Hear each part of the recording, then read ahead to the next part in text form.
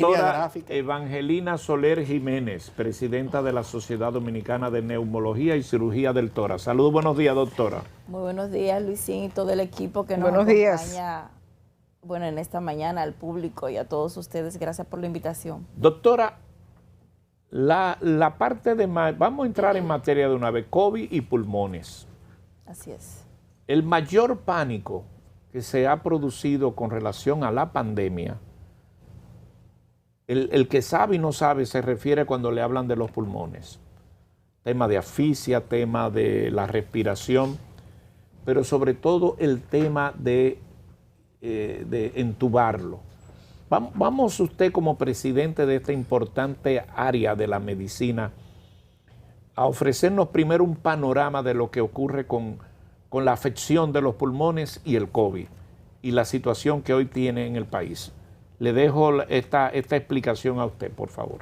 Bueno, mira, el COVID es una afección que tú sabes, todo el mundo sabe, tiene ya un año, pero a pesar de todos los intentos que se están haciendo para mitigarlo y reducir el impacto mundial, pese a la vacunación, hemos visto que ha habido un desbordamiento a nivel mundial. Lo estamos viendo en Brasil, es un desastre. Argentina, están aumentando los casos. O sea, América Latina ha tenido un comportamiento en los últimos tiempos de aumento importante, pese, reitero, al esquema de vacunación e inmunización que se ha hecho con éxito en algunos lugares, como es Chile, que podemos mencionarlo, que ha tenido muchísimo éxito en ese sentido, pero las medidas para mitigarla, en el caso de la vacunación, si no se acompaña con esa protección del distanciamiento social y el uso de la mascarilla, pues definitivamente no se logra lo que se espera.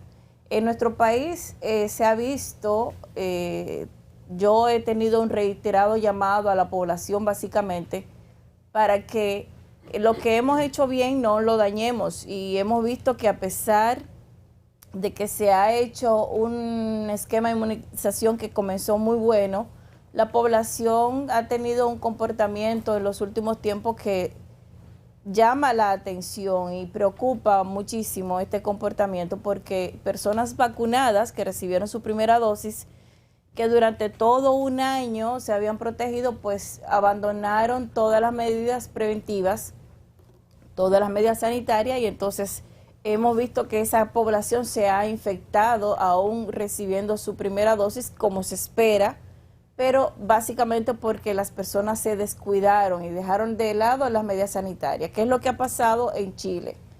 Bueno, pues lo que estamos viendo además en nuestro país en los últimos días es que hay un aumento de los casos, y los casos se están comportando de manera más severa.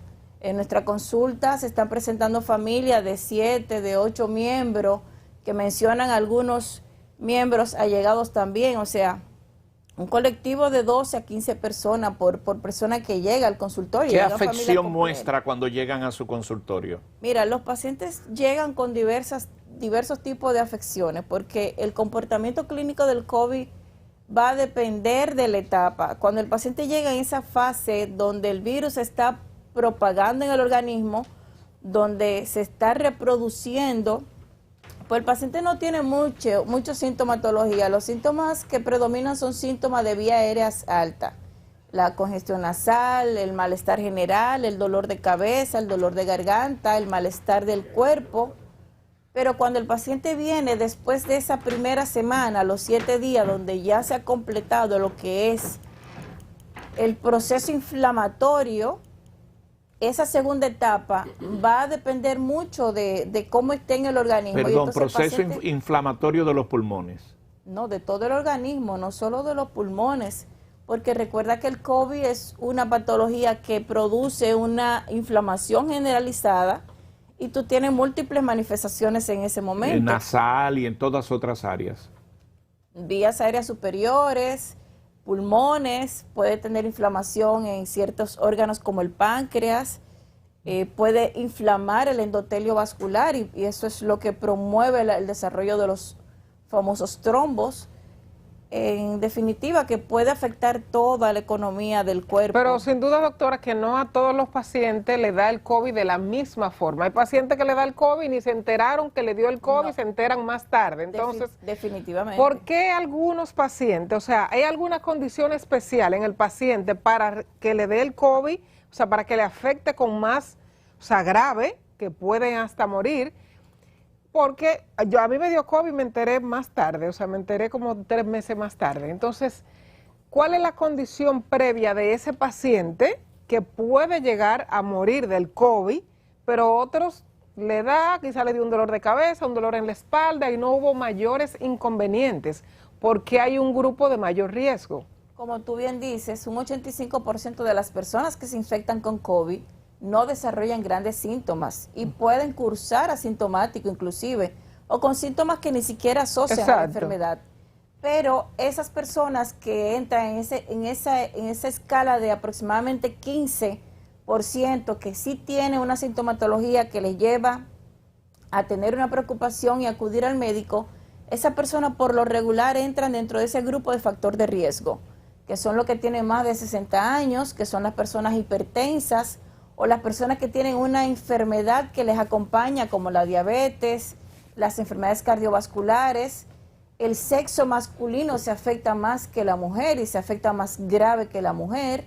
En definitiva, que hay factores de riesgos asociados, como tú mencionas. ¿No hay riesgo, doctora, si yo le brindo una taza de café? Jamás. Me encanta. Mírelo ahí a su derecha, Gracias. la tiene ahí. Ah, muchísimas gracias. Sí. Mire, Ya me habían doctora. brindado, pero muchísimas gracias. Sí, mire, doctora, lo siguiente. Usted me va a excusar, pero yo quiero concentrarme en los pulmones. Sí, Usted claro. es la presidenta de la Sociedad Dominicana de Neumología. ¿Qué debemos hacer para tener en salud los pulmones?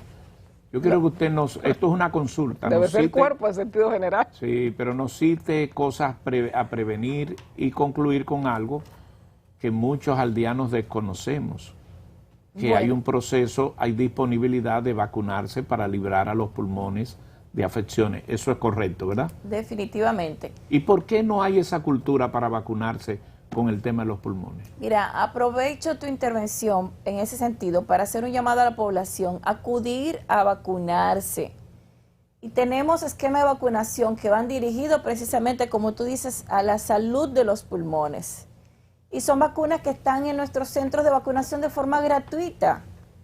Todas las personas que tienen riesgo de desarrollar neumonía tienen ahí en los centros de vacunación de nuestro país vacuna contra influenza y vacuna contra el estreptococo. Nosotros como Sociedad de Neumología, hace 2 días hubo una intervención de una de nuestras médicos más relacionada, la doctora Soraya en Santiago, hablando de vacuna en sentido general. Nosotros como sociedad la próxima semana tenemos una intervención también hablando de vacuna, porque la población ha dejado la vacuna en la nevera.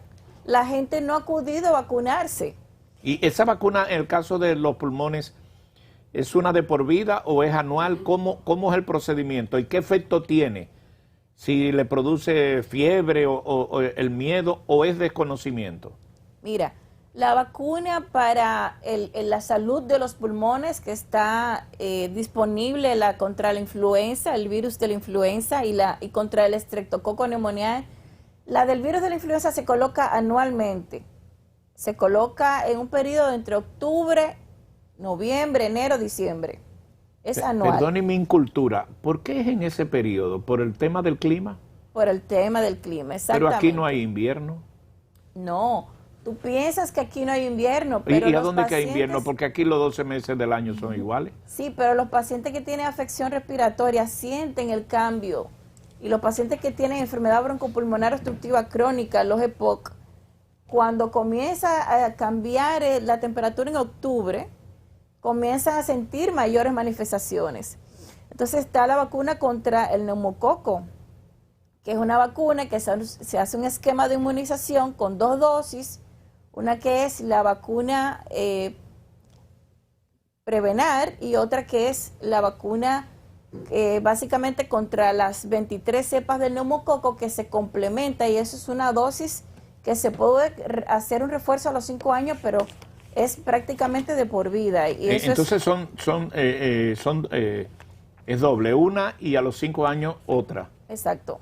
Eso es para responder tu pregunta de cómo era el esquema de inmunización respecto a esos gérmenes. Yo quiero que usted me narre un poco, si puede, cuál la vivencia más difícil en atención a pacientes, porque con esto del COVID ha habido gente que lo ha tomado muy a la ligera, pero la desesperación que me han contado personas que han padecido este virus, que se pierde el aire, la incertidumbre que genera y toda la angustia.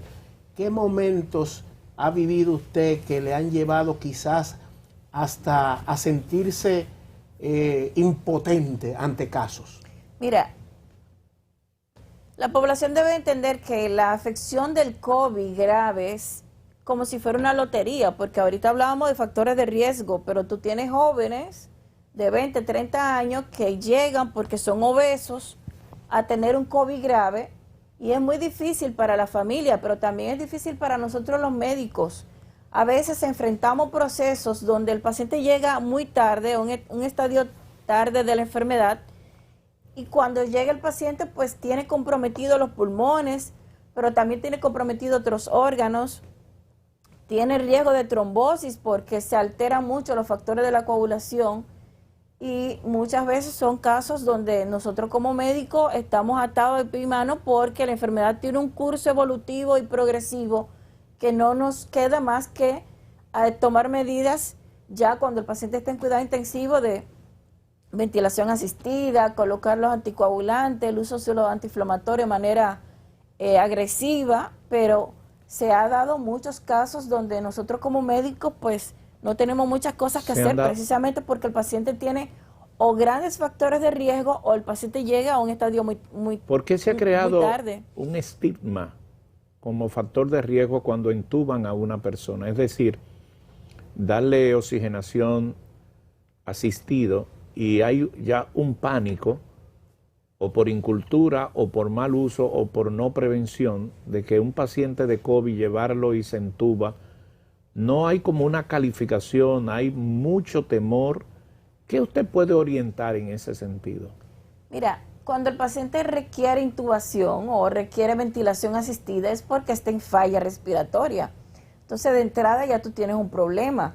Pero no todos los pacientes que caen en falla respiratoria y que caen en un ventilador, que llegan a ser intubados, están sentenciados a muerte. O sea, la población debe tener un poquito de tranquilidad en ese sentido, porque es el último recurso que se agota y ahora con los conocimientos de que con altos flujos de oxígeno, pues tú logras obtener mejores resultados muchas veces que intubando al paciente. Momento difícil es el protocolo para decidir eso. Es muy difícil porque hay pacientes que tienen condiciones, por ejemplo, los pacientes que tienen EPOC, los pacientes que tienen enfermedad broncopulmonar obstructiva crónica, una vez que se intuban, pues es más difícil sacarlo del intubador, porque el paciente hace de la intubación, hace del proceso artificial, se acopla mucho su cuerpo y entonces se acomoda ese ventilador y entonces es muy difícil hacer lo que nosotros llamamos el destete.